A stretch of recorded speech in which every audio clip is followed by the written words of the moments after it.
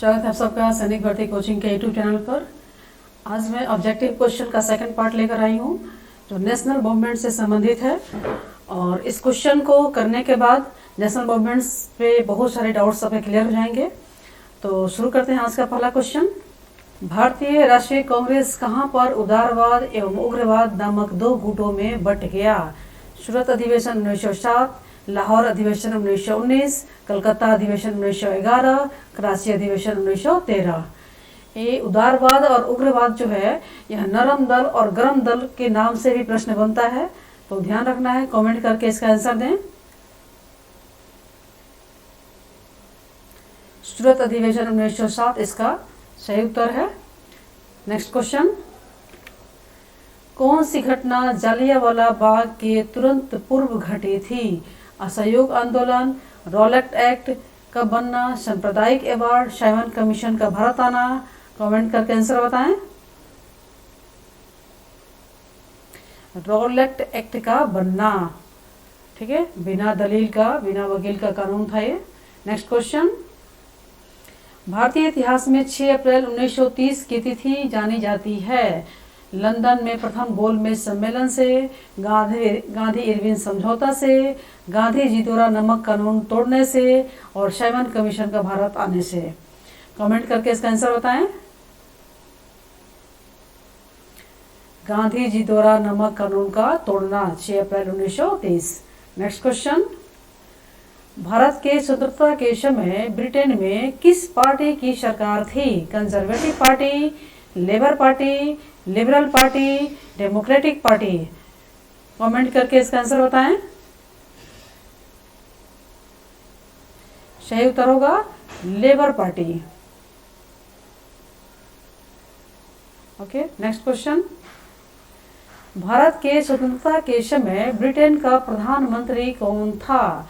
Clement एटली, Winston Churchill, Lord एटली, Clement Richard एटली। Comment करके answer दें। सही आंसर है क्लेमेंट रिचर्ड एटली।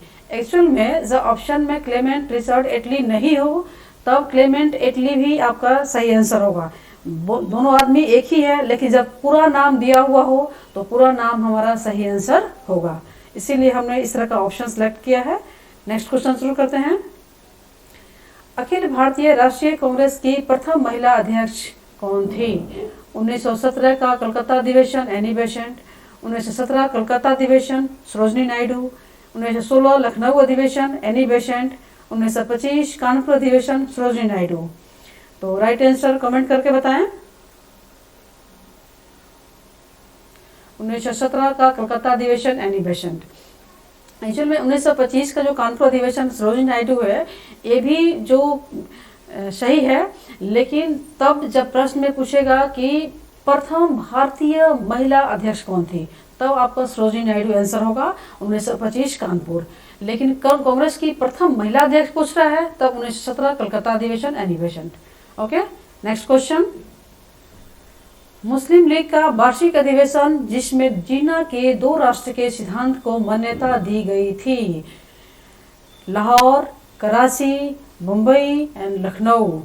कमेंट करके आंसर बताएं। सही आंसर है Lahore. Okay, next question. Muslim League ने पृथक पाकिस्तान की मांग सर्वप्रथम की थी? 1939, 1940, 1942, 1941।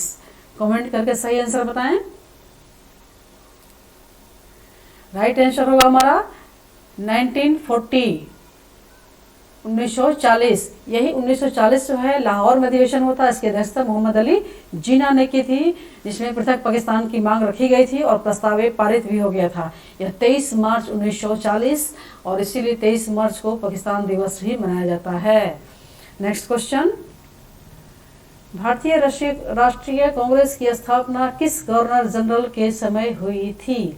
Lord Ripon, Lord William Bentinck, Lord Dufferin, Lord Wellesley. Comment करके राइट आंसर बताएं।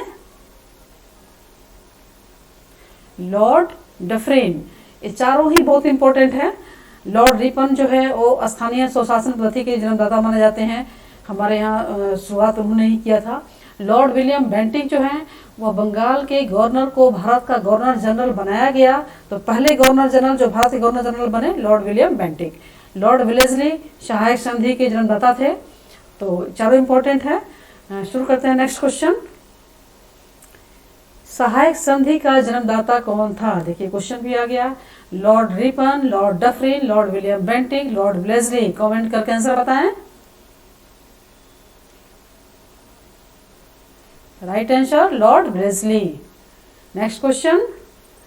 गांधी जी का चंपारण आंदोलन था हरिजनों के अधिकारों से संबंधित, प्लेग बुनर्स हेतु, ब्रिटिश कानून का विरोध करने हेतु और फसल पद्धति तिनकठिया का विरोध करने हेतु। तो राइट आंसर कमेंट करके बताएं। राइट आंसर है फसल पद्धति, तिनकठिया पद्धति। ठीक है। तो नेक्स्ट क्वेश्चन। नमक सत्याग्रह में गांधी जी के गिरफ्तार हो जाने पर आंदोलन के नायक के रूप में किसने स्थान ग्रहण किया? अबुल कलाम आजाद, जवाहरलाल नेहरू, अब्बास तैयबजी, सरदार पटेल। कमेंट करके सही आंसर बताएं। Abbas Tyabji. Okay. Next question. Sati प्रथा का उन्मूलन किया Lord Warren Hastings, Lord Wellesley, Lord William Bentinck and Lord Ripon. Comment करके राइट आंसर बताएं। लॉर्ड विलियम बेंटिक हमारा राइट आंसर होगा। अगर इसमें किसी समाज सुधारक का नाम होता तो उसके हिसाब से हम ऑप्शन सेलेक्ट करते। तो मोस्ट अप्रोप्रिएट आंसर जो हमारा ऑप्शन में है उसके according Lord William Bentinck. Okay. Next question. Bharat छोड़ो आंदोलन के दौरान महात्मा गांधी को कहाँ बंदी बनाया गया था? बम्बई, मद्रास, दिल्ली, अहमदाबाद। कमेंट करके राइट आंसर बताएं। राइट आंसर होगा बम्बई, बम्बई के आगा खां पैलेस में। ओके। Next question. 1857 की क्रांति के समय गवर्नर जनरल कौन था? Lord Dalhousie, Lord Canning, Lord Curzon, Lord Lawrence. तो कमेंट करके राइट आंसर बताएं। राइट आंसर होगा Lord Canning. Okay. Next question. निम्न में से किसने तीनों गोलमेज सम्मेलन में भाग लिया था? डॉक्टर भीमराव अंबेडकर, महात्मा गांधी, सरदार पटेल, मदन मोहन मालवीय। कमेंट करके राइट आंसर बताएं। राइट आंसर होगा doctor Bhimrao Ambedkar. Okay. Next question. द्वितीय गोलमेज सम्मेलन की सफलता का कारण क्या था? सांप्रदायिक पंचाट, मुस्लिम लीग की मांग, डोमिनियन स्टेटस, मैकडोनाल्ड का खराब व्यवहार। तो कमेंट करके राइट आंसर बताएं। यह सांप्रदायिक पंचाट, सांप्रदायिक पंचाट था। डॉक्टर भीमराव अंबेडकर जो थे हरिजनों के लिए अलग इलेक्टोरल की मांग कर रहे थे, तो इसलिए गांधी जी ने स्वीकार नहीं किया था और ये जो सम्मेलन था ये असफल हो गया, द्वितीय गोलमेज सम्मेलन।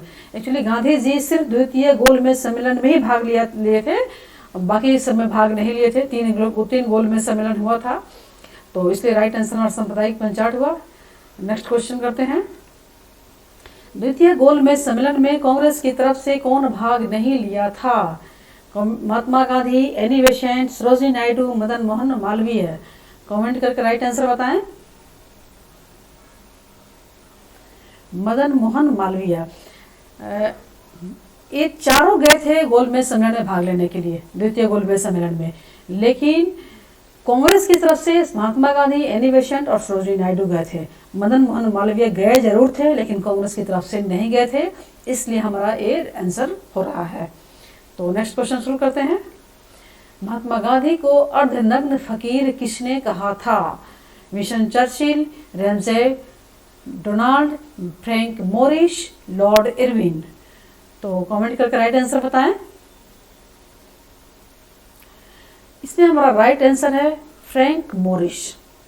बहुत सारे बुक्स में, बहुत सारे गाइड में विंस्टन चर्चिल का नाम है, लेकिन विंस्टन चर्चिल गलत है। बहुत सारे अच्छी किताबों में विंस्टन चर्चिल का नाम है, लेकिन जो ऑथेंटिक बुक है, एनसीईआरटी की बुक है, वहाँ फ्रैंक मोरिस लिखा हुआ है, इसलिए फ्रैंक मोरिस ही हमारा राइट आंसर होगा। हाँ, तब विंस्टन चर्चिल आप करेंगे जब फ्रैंक मोरिस ऑप्शन में नहीं है। फ्रैंक मोरिस अगर ऑप्शन में नहीं है तो हम लोग ऐसा मान लेंगे कि जो क्वेश्चन सेटर है वो विंस्टन चर्चिल को मान रहा है। विंस्टन चर्चिल ने भी महात्मा गांधी के विषय में कुछ कहा जरूर था, वो भी एनसीईआरटी के बुक्स में है, लेकिन वो अर्धनग्न फकीर नहीं था। अर्धनग्न फकीर फ्रैंक मोरिस जो थे वो एक पत्रकार थे, उन्होंने कहा था। तो फ्रैंक मोरिस हमारा राइट आंसर है। बिल्कुल गलती के वजह से नहीं बोल रही हूँ मैं, बिल्कुल सही आंसर फ्रैंक मोरिस ही है। ठीक है, नेक्स्ट क्वेश्चन। इसमें कौन सी ऐतिहासिक घटना सुमेलित नहीं है? जालियांवाला बाग हत्याकांड अमृतसर 1919, चौरी चौरा कांड देवरिया गोरखपुर 1922, भारत छोड़ो आंदोलन मुंबई 1920, नौसेना विद्रोह मुंबई 1946। तो राइट आंसर कमेंट करके बताएं। हमारा राइट आंसर होगा भारत छोड़ो आंदोलन मुंबई 1920। भारत छोड़ो आंदोलन क्या था? 1942 में हुआ था, मुंबई में जरूर हुआ था लेकिन 1942 में हुआ था।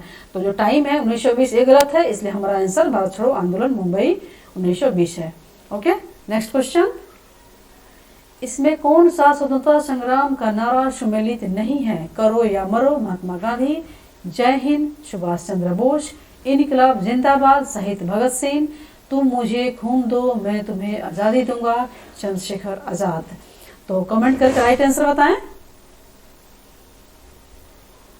हमारा राइट आंसर होगा तुम मुझे खून दो मैं तुम्हें आज़ादी दूंगा। यह नेताजी सुभाष चंद्र बोस का है, चंद्रशेखर आजाद का नहीं है।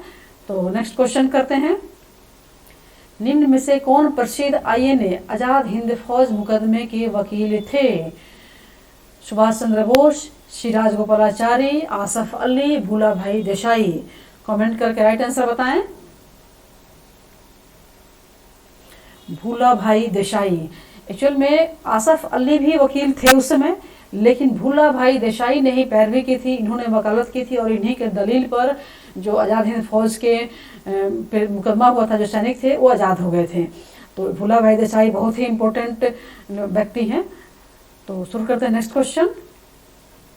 निम्न में से किस क्रांतिकारी ने अभिनव भारत को संगठित किया था? सुभाष चंद्र बोस, मदन लाल धिंगरा, लाला हरदयाल, विनायक दामोदर सावरकर। कमेंट करके राइट आंसर बताएं। विनायक दामोदर सावरकर, इसको बिल्कुल याद रखना है। ठीक है, नेक्स्ट क्वेश्चन करते हैं। 1857 के आंदोलन के संबंध में निम्न में कौन सा सुमेलित नहीं है? कानपुर, नाना साहब, लखनऊ, बेगम हजरत महल, इलाहाबाद, चंद्रशेखर आजाद, जगदीशपुर, आरा, वीर कुंवर सिंह। कमेंट करके राइट आंसर बताएं।